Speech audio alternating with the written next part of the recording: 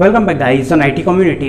अभी तक हम लोग SQL डेटाबेस के प्लेलिस्ट में बहुत सारे टॉपिक्स को देख चुके हैं, जिसमें से आपको बेसिक डेटाबेस की अंडरस्टैंडिंग, DBMS की अंडरस्टैंडिंग, कुछ बेसिक कंपैरिजन ऑपरेटर, कुछ क्लॉजेस, सेलेक्ट कमांड के बारे में आपको बेसिक आइडिया लग गया होगा। और जो हमारा अगला टॉपिक है और जो सबसे इम्पॉर्टेंट टॉपिक है SQL में, वो है जॉइंस। अगर आप कभी भी डेटाबेस पे इंटरव्यू देते हैं SQL डेटाबेस पे खास तौर से, तो आपको ज्वाइन का कॉन्सेप्ट जरूर देखने को मिलेगा। आपसे ज़रूर क्वेश्चन पूछे जाएंगे कि भाई ज्वाइंस क्या होता है, ज्वाइन क्यों इंपॉर्टेंट है, ज्वाइन करके दिखाओ। तो इस तरह के सारे क्वेश्चंस को हम लोग फाइंड आउट करेंगे। बट ये अपकमिंग वीडियोस में, अपकमिंग जो वीडियोस होंगे उसमें हम लोग ये समझेंगे कि आखिर ज्वाइन का कॉन्सेप्ट होता क्या है, एक्चुअली क्या होता है, हम लोग ज्वाइंस को परफॉर्म कैसे कर सकते हैं, डिफरेंट टाइप के ज्वाइंट्स होते कौन कौन से हैं, और बहुत सारे उस पर प्रैक्टिस क्वेश्चन और ये सीरीज चलती रहेगी। बट अभी हम लोग समझने की कोशिश करते हैं कि आखिर ज्वाइन इतना इंपॉर्टेंट क्यों है, आखिर क्या वो रीजन है जिसके चलते आपसे हर बार इंटरव्यू में ज्वाइन पूछा जाता है, वो कौन सी ऐसी मार्केट की डिमांड है जो कि बिना ज्वाइन के फुलफिल नहीं की जा सकती है। तो चलिए इन कुछ टर्म्स पे नज़र डालते हैं। इस वीडियो में मैं ज्वाइन को डिस्कस नहीं करूंगा कि ज्वाइन क्या होता है, कितने टाइप के होते हैं और कैसे कैसे होते हैं, क्योंकि इन सारे टॉपिक को मैं बहुत डिटेल में अपकमिंग वीडियोस में कवर करने वाला हूं।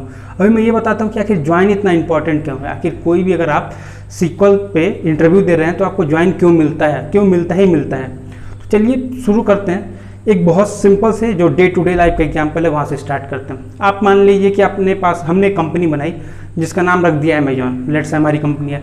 इसमें क्या है कि ई-कॉमर्स वेबसाइट है जिसमें यूजर आ सकता है, रजिस्टर कर सकता है, कुछ कार्ट्स में ऑप्शन ऐड कर सकता है, रिमूव कर सकता है, परचेज कर सकता है, अपने पर्सनल डिटेल्स को मैनेज कर सकता है और बहुत सारी चीज़ें हैं। आपने एक डेटाबेस बनाया माई कस्टमर करके, लेट्स से उसमें आपने एक टेबल बनाया कस्टमर डिटेल।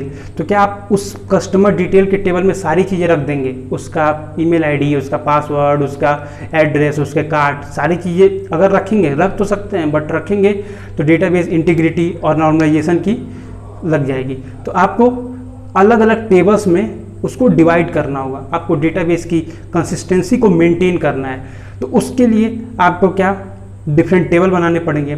अब आपकी रिक्वायरमेंट ऐसी है कि आपको पता करना है कि कितने यूजर्स ऐसे हैं जिन्होंने जिस आइटम को कार्ट किया था उस आइटम को ख़रीदा, और कितने वो लोग के इन्फॉर्मेशन चाहिए आपको जिन्होंने आइटम को कार्ट तो किया बट नहीं ख़रीदा। तो ऐसे में क्या आपके पास 10 टेबल्स में डेटा है। कहीं यूजर का सेशन स्टोर है कि यूजर कब आया कब गया, कहीं यूजर के पर्सनल डिटेल एड्रेस उसके स्टोर है, कहीं स्टोर है कि यूजर क्या क्या देखता है, उसके क्या चॉइसेस क्या क्या हैं। तो ऐसे में बहुत सारे टेबल्स हैं और आपको डेटा क्या चाहिए कि वो कार्ड क्या किया और ख़रीदा क्या। ऐसे में बहुत सारे टेबल्स हैं, लेकिन आपको एक बात और ध्यान रखनी चाहिए कि विद द हेल्प ऑफ की ये सारे डेटा एक दूसरे से कनेक्टेड हैं। अगर जैसे मान लीजिए मैं हूँ, मैंने अपने ईमेल आईडी से रजिस्टर किया, तो मेरा जो रजिस्टर्ड ईमेल आईडी है वो पूरे डेटाबेस में एक ही होगा। उसमें 2 या 3 सेम डेटाबेस में सेम ईमेल आईडी नहीं होगा। कंपनीज कभी कभी क्या करते हैं कि डिफरेंट यूनिक आईडी जनरेट कर लेते हैं अपनी तरफ से, मतलब यूजर को नहीं पता होगा कि उसको आइडेंटिफाई करने के लिए ये यूनिक की उसके लिए यूज होती है। इसको हम लोग जनरली डेटाबेस की DBMS की भाषा में प्राइमरी की बोलते हैं कि प्राइमरी की हम लोग दे देते हैं किसी यूजर को ताकि हम लोग उसको यूनिकली आइडेंटिफाई कर सकें।